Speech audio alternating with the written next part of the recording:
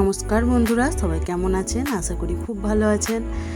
আজ গেছিলাম আমরা বর্ধমানে, যে চ্যালেঞ্জটা হয়েছিল অর্থাৎ নাচের যে কম্পিটিশানটা ছিল, সেই নাচের কম্পিটিশানের জন্য আমরা বেরিয়েছিলাম, আমি আর আমার মেয়ে পাখি দুজন মিলে। দেখতেই পাচ্ছেন, এরপর সকাল সকাল একদম বেরিয়ে গেছিলাম, যেহেতু খুব লাইন হয়।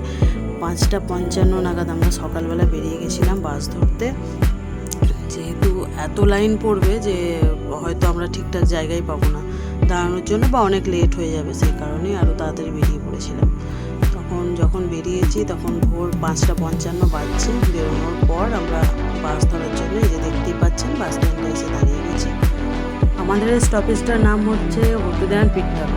এখান থেকে আমরা বাস ধরি, আর এই দেখতেই পাচ্ছেন আমরা চলে এসেছি কম্পিটিশনের জায়গায়, মিউনিসিপ্যাল বয়েজ হাই স্কুলের ঠিক বাইরে এখন দাঁড়িয়ে আছে। আর এই যে লাইন শুরু হয়েছে, আমাদের পুচকেগুলো সব ওইদিকে বসে আছে, আর এইদিকে সব লাইন এখন অনেকটাই, মোটামুটি দেখতেই পাচ্ছেন কত পরিমাণে লাইন হয়েছে। এখনও বাইরে প্রচুর আছে, তারা এখনও পর্যন্ত এসে পৌঁছায়নি। আমরা এখন 7টার দিকে, আর এই এখন ক্লাসরুমে আমরা এসে গেছি। ক্লাসরুমে আসার পর সবাই একে একে তাদের বাচ্চাদেরকে রেডি করছে।